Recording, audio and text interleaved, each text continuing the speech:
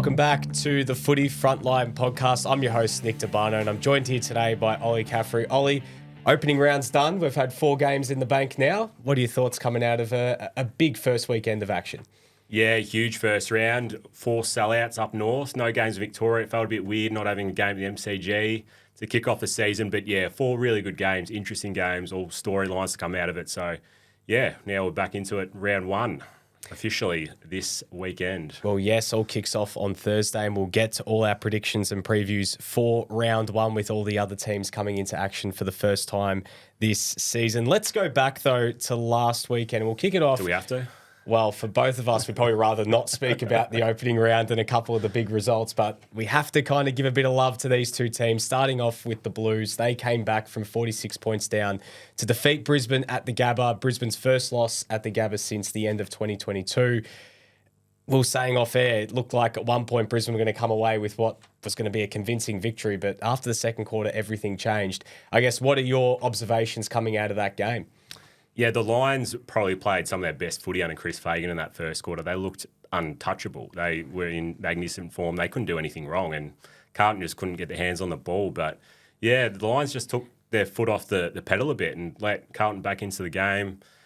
Kitty Coleman going down on the stroke of half time. The Blues were already starting getting back into the game a bit. But yeah, his injury, I don't know if it had an emotional impact on the Lions players at all, but yeah, Carlton came out in that third quarter and just played some of their best footy under Michael Voss. So yeah, it really was a game of 2 halves and an amazing second game of the season. Just came down to the wire, 1 point, and probably look back on it as one of the best games of the season already.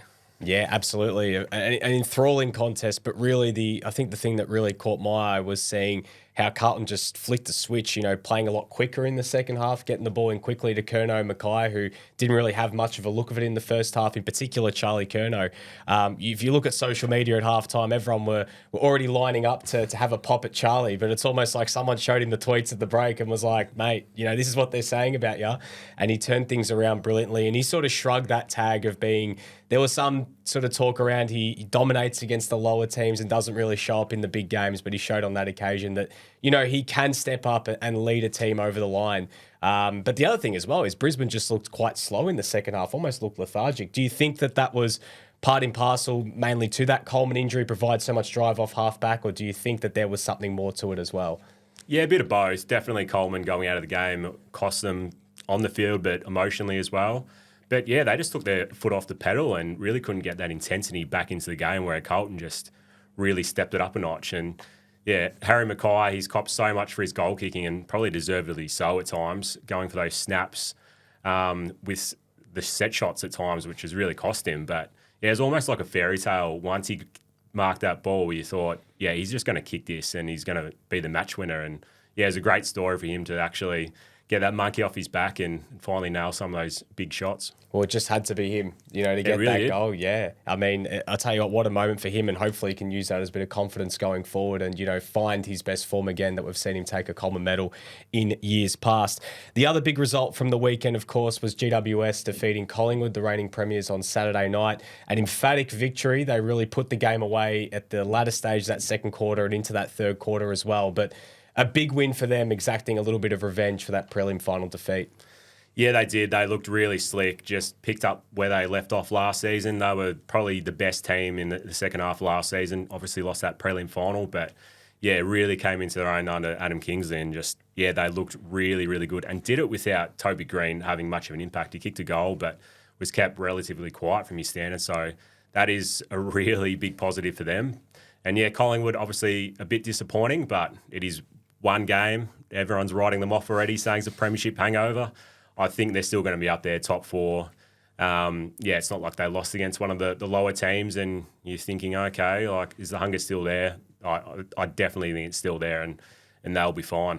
Yeah, absolutely. I think from a GWS standpoint, the key forwards for them really took over in this game when you look at how well Jesse Hogan, Callum Brown, even Aaron Cadman played. And I think Collingwood's short of defence, not having Nathan Murphy or Jeremy Howe down there in a first gamer in Charlie Dean, who I thought battled really well alongside Darcy Moore. They were a little bit exposed in that area when GWS were getting the ball forward quickly and through that initial line of pressure. But yeah, for Collingwood, I mean, they missed a lot of chances as well. They were very inaccurate when the game was there for them to get back into the contest. They missed some gimmies. The forward line, I think, still needs a bit of work. I think without Dan McStay, they looked a little bit lost. You know, Brody Myercheck, again, shouldering so much of that load, and Ash Johnson didn't take his opportunity. So it'll be fascinating to see how Craig McRae tinkers things, or if he does it all going into that game against Sydney this weekend. The other big win on Saturday, the Damien Hardwick era gets off to the perfect start for Gold Coast. They came out and defeated the Tigers. They were absolutely obliterating them in the first half. And then I felt in that third quarter that is deja vu happening from the night before, because Richmond went on a run. They pushed, they made things a little bit interesting, but in the end, they left that run a little bit too late. And Gold Coast coming away with a big win to start the year. Yeah, finish a round on top of the ladder for the first time in their history. A convincing win in the end. It did look a bit shaky there in the third and early in the last, but yeah, once you go 61 points up at halftime, which they did, you're probably not going to lose too many games. So they looked really good. They had to win that game. First game under Hardwick at home, a lot of pressure on them.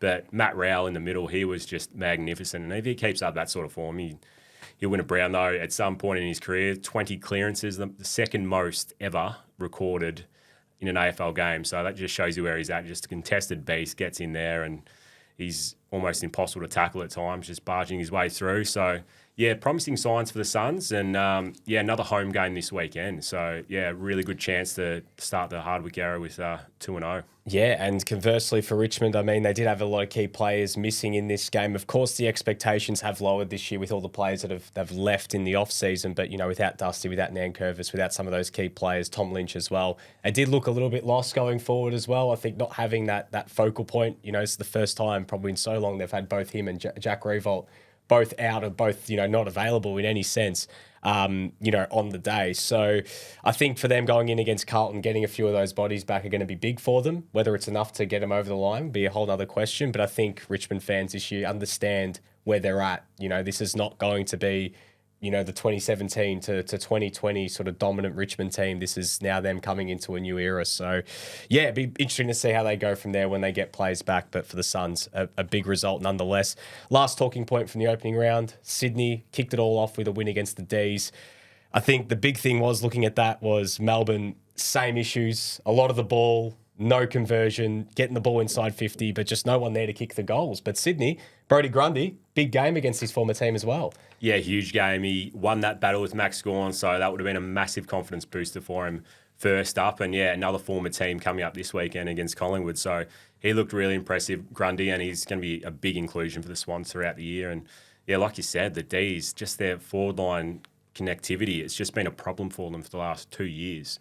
That premiership season, they looked great. They were able to get midfielders scoring goals, but yeah, that forward line just still an issue for them. Yeah, absolutely. So we'll see what both teams can do this weekend. Let's get into round one. This is now technically round one. We obviously have for the first time this year 9 games, all 18 teams in action. And it kicks off on Thursday night, a blockbuster at the MCG, expecting a big crowd heading down there for this one. The usual traditional season opener, but now not so much.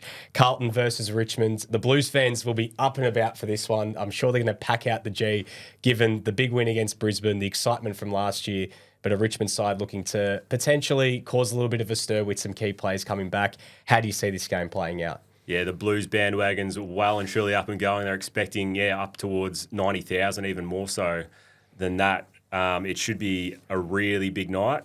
Richmond, they should be a lot more competitive, and they'd have to be after last weekend. They were really, really poor in that first half against the Suns. So, Dusty, Tom Lynch, Nankervis all back, so that's 3 big inclusions for them. So they'd want to be showing a bit more, but I can't see Richmond's defenders being able to handle Curnow, Mackay.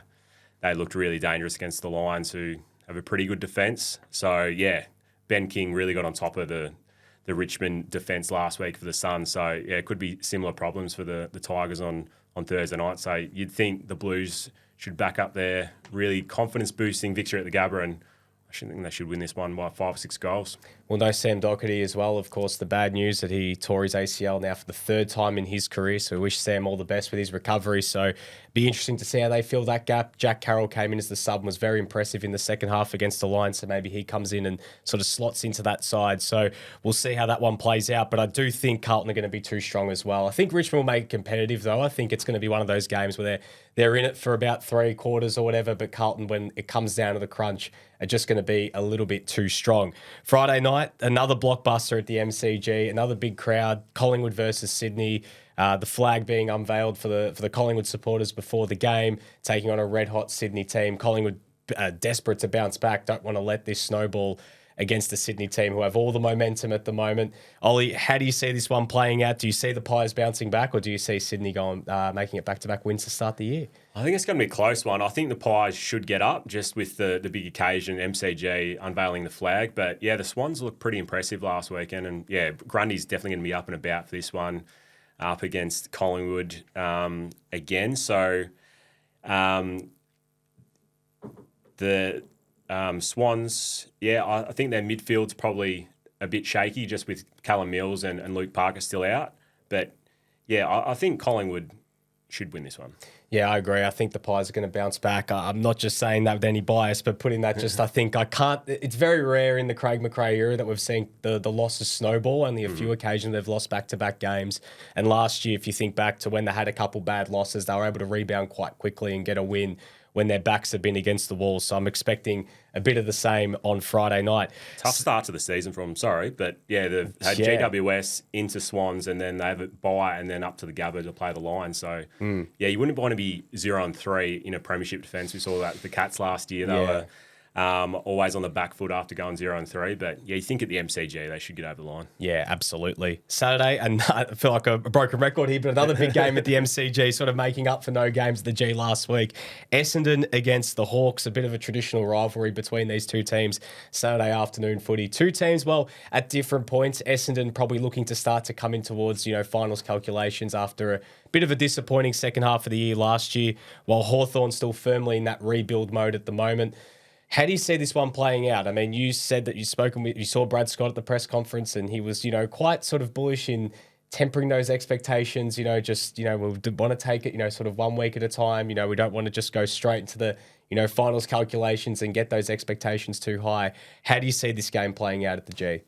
Yeah, it's been a long 20 years for Bomber supporters. They haven't won a final since 2004. We all know that.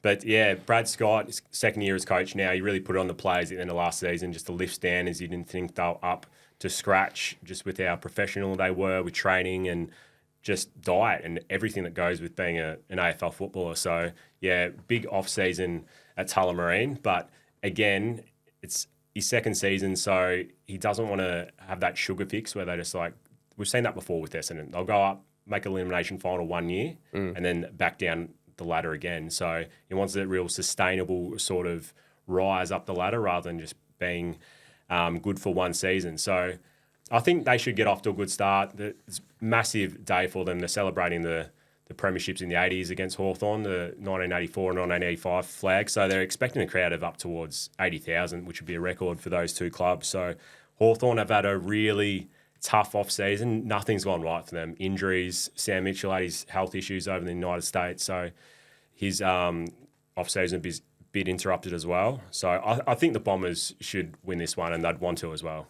Yeah, I agree. I think Essendon come away with 4 points in this game. I think it's going to be an interesting one because Hawthorn have shown that they can be very competitive. I know they've got a lot of injuries, but they have shown that when everything clicks, they can be a really hard team to beat. But as we've seen with Essendon, they, when they've been at their best in the last 12 months as well, they can also cause a bit of a stir. So looking forward to that one on Saturday afternoon. The action continues in Sydney. The Giants up against North Melbourne. I mean, GWS going as red-hot favourites for this game, and rightly so. The Kangas, they've spoken a lot about North Ball. They've been getting a little bit excited tried to play that down yesterday. I asked him about it at the North Melbourne presser, and he's just like, yeah, I think George Wardlaw might have got a bit excited about that. But I'm sure it is a thing in the inside walls, and Clarko's sort of trying to just keep it to themselves. But, yeah, North, they should be a lot better than they were last year, but that is a massive ask going up first up against GWS, probably premiership favourites at the moment, early on. So up there, it's going to be a really difficult task for the young Kangaroos. But, yeah, plenty to like with some of these young draftees coming in. McKercher and Dersma in the top 4 of the draft last year. Yeah, I think as well with North Melbourne having just not enough tools in defence as well, I think that's going to be a real issue for them. Yeah. And if GWS's key forwards can get a stranglehold in the contest like they did against Collingwood, then I think it could be a long afternoon for North Melbourne. But I think around the ground, with some of those youngsters, they might be able to hang in those moments, but I think it'd be a good learning curve for them going into the remainder of the season.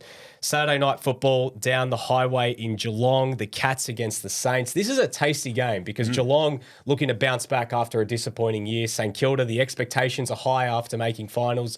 Some are saying that they could potentially be one of the risers this year. Some have had the expectations sort of, tempered a little bit. But Geelong back at home at GMHBA Stadium, which isn't the same level of fortress because they have lost quite a few games there recently. Weird games as well against teams that they should be beating. Freo last year. Yeah, and even when GWS was sort of in that sort of down patch at the start of the season, they also dropped points. So a chance for Geelong to really get off at a good start. The new grandstand's up. It should be a big crowd down there as well. Can you see the Saints getting a win here, or do you think the Cats are going to be too strong? It's nearly impossible to tip against Geelong at home, especially early in the season when they're coming off a poorer season and there's a lot of expectations for them to bounce back. And, they usually get up for these sort of games. The grand final rematch they had down there last year against Sydney Swans, you thought this is going to be a ripping game. And the Cats won by about 90 points. Swans didn't score a goal in the second half. So it is a big ask for the Saints. They haven't won down there for more than 20 years. So the Saints should have a good season. Their best 23 is really good. They've got a few injuries at the moment, so it might cost them in round 1 at the category. So, I think it'll be a tight game, but I think I'll back Geelong in to get up first up. Yeah, I think the Cats will be too strong at GMHBA Stadium. I think if this was this game, and I know it's speaking, in ifs and what ifs and whatever, but I think if this game was maybe at Marvel Stadium, you'd be backing in the Saints. But I think that home crowd advantage and the factor of playing down there, they'll want to start strongly. I think they're going to be too strong. But I think it'll be a good game. I think the Saints will give them a red-hot crack. But I don't believe they've won down there in quite some time. So 20 years, yeah. Yes. So you know what? They're going to have to turn around that sort of form line if they're going to be able to come away with a win there. But the other game on Saturday night, another real enthralling contest in the Gold Coast. The Suns against the Crows. The Suns, big win last week. Adelaide, a lot of expectation this year after a good year last year where they probably felt, and I think rightly so, they should have been in the finals last year. Can you see the Suns making it back-to-back wins, or can you see the Crows claiming 4 points here? No, I can see the Suns making it 2-0. The Crows look like they're going to be without Taylor Walker, so that is a massive out for the Crows. He was huge last year, the best season of his long career. He was all Australian, so if he's not there, then that leaves a massive hole up forward for Adelaide. So I think just the confidence boost the Gold Coast got last week, they'll go into this game full of confidence. And, Matt Rowell, again, he's going to be so hard to stop. I think the Suns can make it 2-0. Yeah, I think the Suns win this game too. I think the injuries at both ends of the grounds for Adelaide, both there and their key defender stocks, but also key forwards. You mentioned Taylor Walker, but Riley Thilthorpe as well, I think, out as well. So, they're really, going to have it up against them, going up against a red-hot Gold Coast team. So I think the Suns come away with a win there. Sunday afternoon, Melbourne versus the Bulldogs. This is another really big game because Melbourne will be desperate to bounce back. The Bulldogs, you'd think this year they really want to make a statement after a disappointing season and get back into finals contention. They're sort of the enigma this year. We don't know which way they're going to go. But at the G, these two teams have played some cracking games in recent years. Of course, it was a grand final not long ago. Can you see the D's bouncing back in this one? 50-50 this one for sure. Yeah, Melbourne would really be desperate to avoid going 0-2 after what happened last year and all the off-season dramas that they've had. So the Bulldogs, like we said last week, really hard to read. They could be top 4, they could be bottom 4. Just with how that review went at the Winton Oval over the off-season, how that's going to shake things up. But, I think I'm going to go for an upset in this one. I think the Bulldogs might get it done, and, that will cause more problems at the Demons out at Casey. So, the Bulldogs brought in a few recruits. They're all going to play. Riley Sanders looks like a really good drafter. He's just absolutely torn it up in the off-season, so expect him to debut. And, I think the Bulldogs might get one over the D's. I disagree. I actually think the D's might bounce back. Just get this feeling that they almost have to win. Like it's getting to that point where they really need to get a win, because you think back to last year, they're coming off those 2 finals losses as well. Lose the first game of the year, the confidence is absolutely shot, and you don't want that to snowball into the next year. You want to be able to right the ship, especially back at home at the MCG. You know, the Bulldogs, they've been okay at the G, but they're playing against a team that historically have played quite well at the MCG. So I think Melbourne should be able to come away with a win here, but I think it's going to be a coin flip. I think if draws were more, happened a little bit more often in Australian rules football, then I'd be almost picking a draw. But I think the D's come away with a slender win in this game. Adelaide Oval, power against the Eagles. Port Adelaide, another team expected to be thereabouts this year, against a West Coast team in the midst of a rebuild. It's looking like it's going to be another tough year for them. Port Adelaide should win. I guess it's by a matter of how much. Yeah, they won't lose this one. At home, they usually start the season well, Port Adelaide. And, yeah, I think it's going to be a long year for Eagles supporters again.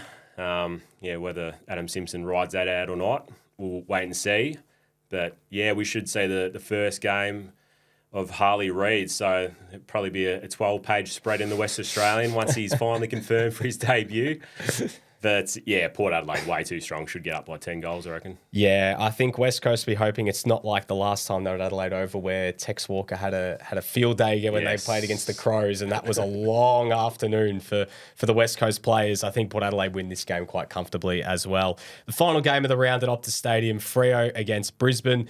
Brisbane, again, looking to bounce back. We'll definitely be hoping to have a better showing this time around against the Fremantle team at home, hoping to start the season with a win. Probably if there was any time to play Brisbane, this would be the time to get them. Can you see the Lions bounce back in this game heading over west, or can you see Fremantle coming away with a win?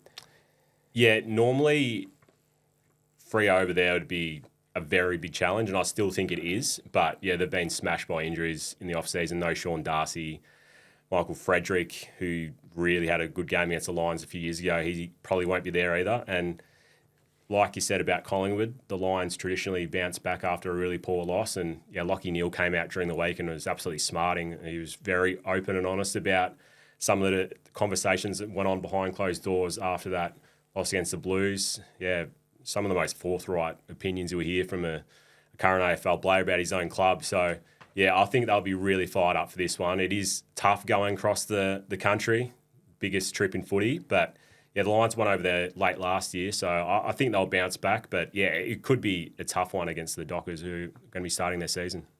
I think Brisbane win this game, but it's going to be a tight one. I think Fremantle are going to give them a real push. I think it's going to be one of those dour, low-scoring games that we've seen quite a bit throughout the Justin Longmire era, where they like to make games down and dirty in the mud, tightly contested. But I think Brisbane are just going to have too much firepower when it matters.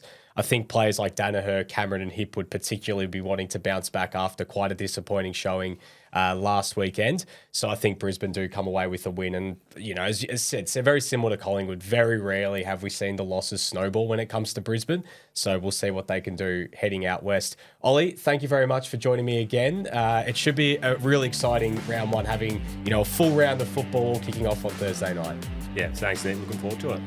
We'll be back next week for another episode of the Footy Frontline Podcast. Enjoy the weekend of football.